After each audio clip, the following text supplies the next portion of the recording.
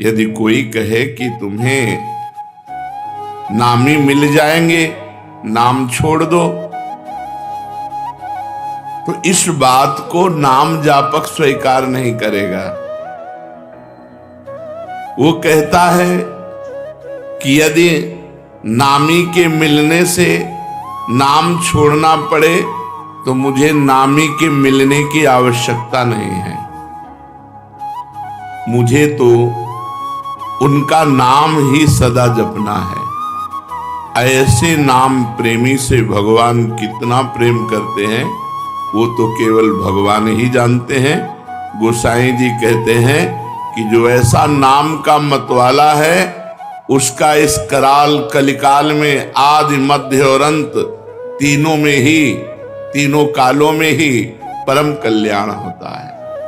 जिसको भगवान से भी बढ़कर भगवान का नाम प्रिय है, यहाँ तक कि भगवान के सामने आने पर भी भगवान का नाम नहीं छोड़ता, उसका आदि मध्य और अंत तीनों महामंगलमय है। ताको भलो कठिन कलिकाल हूँ, आदि मध्य परिणामो, प्रिय राम नाम ते जाहि न रामो। बड़ी महिमा की बात कह रहे हैं। सकुचत समुझि नाम महिमा, मद लोभ मोह को कामो, राम नाम जप निरत सुजन पर, करत छाह घोर घामो। जो नाम प्रेमी है, नाम जब चलता है हर समय, तो अभिमान, लोभ, अज्ञान, क्रोध, काम ये सकुचा कर उस हृदय से भाग जाते हैं। जिस हृदय में निरंतर ऐसे नाम चलता है कि नाम के समान नामी से भी प्यार नहीं, जितना नाम से प्यार है, उस हृदय में अभिमान, लोभ, अज्ञान, क्रोध और काम ये सकुचा कर भाग जाते हैं, सामने नहीं आते, उसे परास्त नहीं करते, उसे जलाते नहीं। जो भक्त सदा नाम जप करता रहता है वो कड़ी धूप में भी छाया का अनुभव करता है, अर्थात भयानक दुख की परिस्थिति में भी भगवान की कृपा का, भगवान की दुलार का अनुभव करता है। भयानक विपत्ति भी सुख रूप बन जाती है जो नाम जप करता है। गोस्वामी जी कह रहे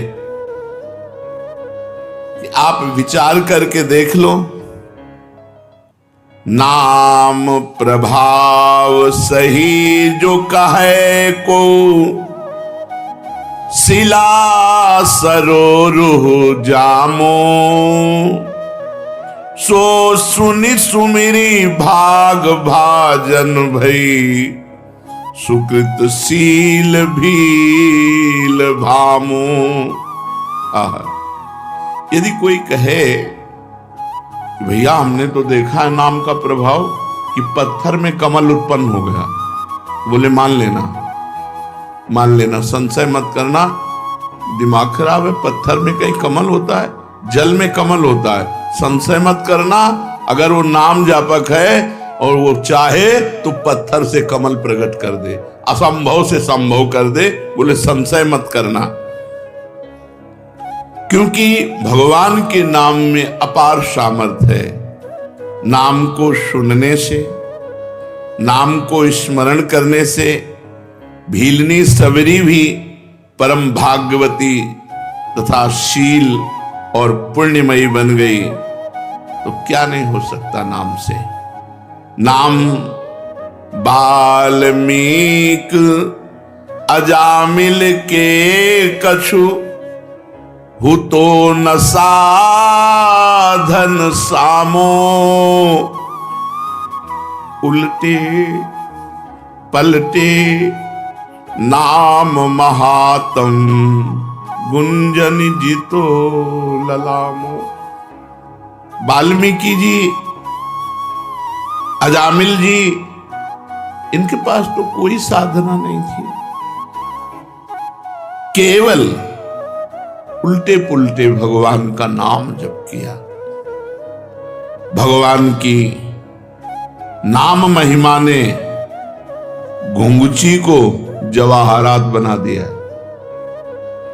घुंघची को जवाहरात बना दिया, अर्थात जो बेकार था उसे महामूल्यवान बना दिया उल्टे पुल्टे नाम जप करने से। परम रत्न स्वरूप हो गया, वो भगवत स्वरूप हो गया। गोस्वामी जी कह रहे हैं, राम ते अधिक नाम कर तब, जेहि किए नगर गत गामो, भय बजाई दाहिने जो जपी, तुलसीदास से बामो। नाम की शक्ति नामी भगवान से भी अधिक है, क्योंकि भगवान नाम जापक के अधीन हो जाते हैं, नाम नामी को अधीन कर लेता है। इस नाम ने ग्रामीण मनुष्यों को भी परम चतुर बना दिया, परम विद्वानों को भी जो दुर्लभ है वो ज्ञान प्रदान कर दिया ग्रामीणों को। ग्रामीण का तात्पर्य जो अनपढ़ गंवार, वो भी भगवान का नाम जप करके परम प्रवीण बन गए। असभ्यों को परम पुनीत महात्मा बना दिया नाम ने। गोस्वामी जी कह रहे हैं, इसी नाम को जप कर तुलसीदास सरीखे बुरे जीव डंके की चोट से कहता हूं अच्छे हो गए, डंके की चोट से कहता हूं अच्छे हो गए। तुलसीदास जी कहते हमारे जैसे बुरे जीव नाम के प्रभाव से डंके की चोट से कहता हूं अच्छे हो गए। फिर जो अच्छे लोग नाम जप करेंगे तो उनका क्या महान भाव होगा। इसलिए भगवान का नाम सर्वोपरि, जो भगवान से भी अधिक बढ़ करके है। साधना में शीघ्र लाभ मिले, इसके लिए क्या करना चाहिए। इसमें 3 चीजों की नितांत आवश्यकता है, 3 बातों की नितांत आवश्यकता है, जिससे आपकी साधना शीघ्र बढ़ेगी और फलदायी हो जाएगी। जितने भी भजन विरोधी भाव हैं उनका त्याग करना, चाहे वो व्यक्ति हो, चाहे वो वस्तु हो, चाहे वो स्थान हो, चाहे वो अंदर की वृत्ति हो। वृत्ति, व्यक्ति, वस्तु, स्थान के संग से जिससे हमारा भजन छूटे उसका त्याग कर दे। उस वृत्ति का, उस व्यक्ति का, उस भोजन का, उस वस्तु का, उस पदार्थ का, उस स्थान का, जहां हमें भजन में बाधा पड़ जाए। अगर शीघ्र साधन बढ़ाना है, भगवत प्राप्ति करनी है, तो ये नियम लेना है कि जिस व्यक्ति के संग से भजन छूटे, जिस वस्तु के खाने से भजन छूटे, जिस स्थान में जाने से भजन छूटे, जिस दृश्य के देखने से भजन छूटे, वो हमें सब छोड़ देना चाहिए। शीघ्र आपकी साधना बढ़ेगी और भगवत प्राप्ति के योग्य आपको बना देगी। पहला, वस्तु, व्यक्ति, स्थान जो हमारे भगवत चिंतन को छुड़ाए उससे हमें दूरी बना लेना है। दूसरा, निरंतर भगवत भजन को पकड़े रहना है। जैसे तूफान चले तो पहाड़ का आश्रय ले लेते हैं, कोई मजबूत वस्तु का आश्रय ले लेते हैं, ऐसे कलिकाल और माया का तूफान चल रहा है जो हमें उड़ा करके विषय प्रपंच में फंसा सकता है। तो भगवान के नाम रूपी पहाड़ का आश्रय लिए, राधा राधा राधा, हर समय नाम जप, और भगवान की रुचि उत्पन्न करने वाले वस्तु, व्यक्ति, स्थान का संग। 3 बातें।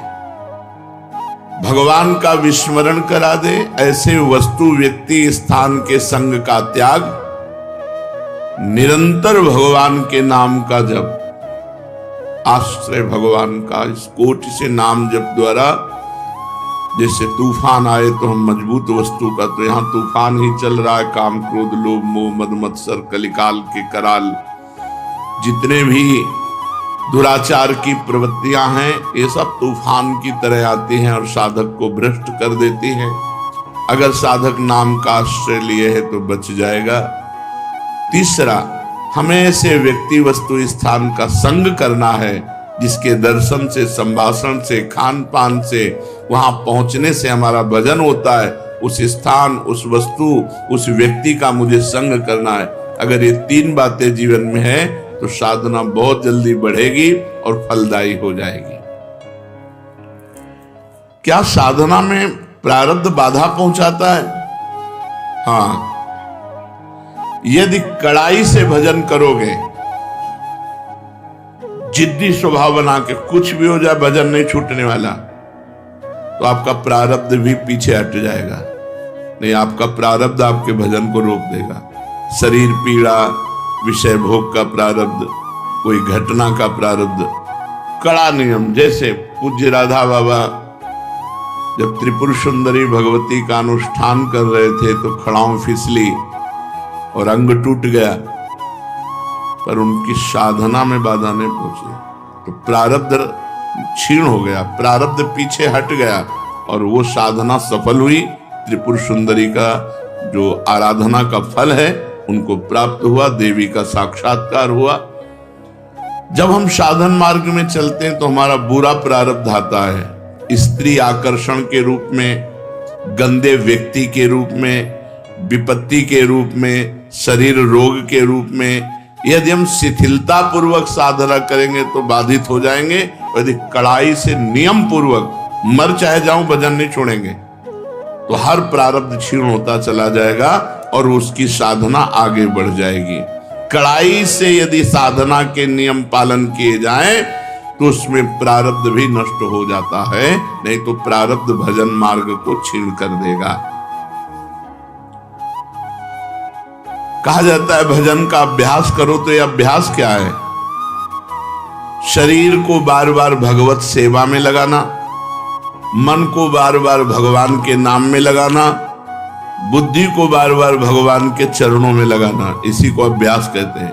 बार बार शरीर से भगवान की सेवा करो, बार बार मन से भगवान का सुमिरन करो, बार बार बुद्धि को भगवान के रूप चिंतन में लगाओ, भगवान के महत्व में लगाओ, ये अभ्यास है। साधन में तत्परता नहीं आती जैसी आनी चाहिए, उसका क्या कारण है? पूर्ण श्रद्धा नहीं होती, वहां तत्परता नहीं आती। जब हमें महत्व बुद्धि और श्रद्धा हो जाएगी कि मुझे भगवत प्राप्ति ही करनी, तो साधना में तत्परता आ जाएगी। ये नियम है कि जहां हमारी महत्व बुद्धि होती है वहां हमारा चिंतन होता है, जहां चिंतन होता है उसी के मिलन की तत्परता आती है। तो प्रधान कारण है श्रद्धा ना होना, महत्व बुद्धि ना होना, इसलिए साधन में तत्परता नहीं आती। जब इस कोटि का महत्व नाम में हो जाए कि नाम के आगे नामी भी छोटा नजर आवे, जितना नाम से प्रेम है उतना नामी से प्रेम नहीं, इस कोटि की श्रद्धा, तब निरंतर नाम चलता है। साधना में जीवन किसे कह सकते हैं? सरल और साधु। सरल और साधु में जीवन, साधना में जीवन होता है। साधना में जीवन, सरल जीवन, साधु में जीवन। संत सरल चित जगत हित जान स्वभाव सने, जिनका स्वभाव होता है संत सरल चित, सरल चित, सरलता और साधुता, ये साधना का स्वरूप है। अगर साधन ठीक कर रहा है तो सरल और साधु स्वभाव वाला होगा। साधु स्वभाव क्या है? कभी किसी से कुछ ना चाहना, निरंतर परहित करना, बड़े से बड़े कष्ट को सह करके भी किसी से सहायता ना लेना, ये सब साधुता के अंतर्गत आता है। एक साधन में फल ना दिखाई दे तो क्या दूसरा साधन करने लगना चाहिए? नहीं, जो साधन गुरु से मिले आजीवन एक ही साधन करना चाहिए।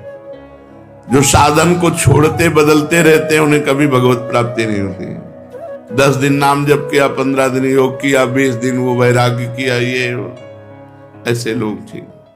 जो साधन पकड़ो आजीवन वैसे ही चलते रहो। जिस साधन को पकड़ो सारी आयु उसी में खपा दो, इस जन्म में ही भगवत प्राप्ति हो जाएगी, परम पद पर प्रतिष्ठा हो जाएगी। जो साधन पकड़ो आजीवन, जो नियम जो दिनचर्या आजीवन वैसे चलते रहो, उसको बदलाव मत करो, तो निश्चित भगवत प्राप्ति हो जाएगी, निश्चित परम पद प्राप्त हो जाएगा। ये जो बार बार गुरु बदलते रहते हैं, साधन बदलते रहते हैं, इनसे बड़ा अपराध बनता है। ये साधक वादक नहीं है, वो मनमानी स्वच्छंद अपने आचरण करके वो अपने को सुखी समझते हैं। कहा जाता है कि साधना में व्यभिचार ना हो, तो ये व्यभिचार का तात्पर्य क्या है? साधना में व्यभिचार है अपने इष्ट को छोड़ करके, अपने गुरु को छोड़ करके दूसरे की तरफ लुभायमान होना, दूसरी प्रणाली स्वीकार कर लेना, दूसरी भजन प्रणाली स्वीकार कर लेना, यह साधना में व्यभिचार है। अपने इष्ट और गुरु में ही हमारी भजन प्रणाली जो है वही चले। जैसे अपने यहाँ है नाम मंत्र वाणी सेवा, यही जीवन है। व्रत नियम संयम में सब कुछ नहीं। निरंतर नाम जप करो, मंत्र जप करो, वाणी जी का गायन करो और 8 पहर स्वामिनी जी की सेवा में रहो। यही हमारी दिनचर्या है। हमारा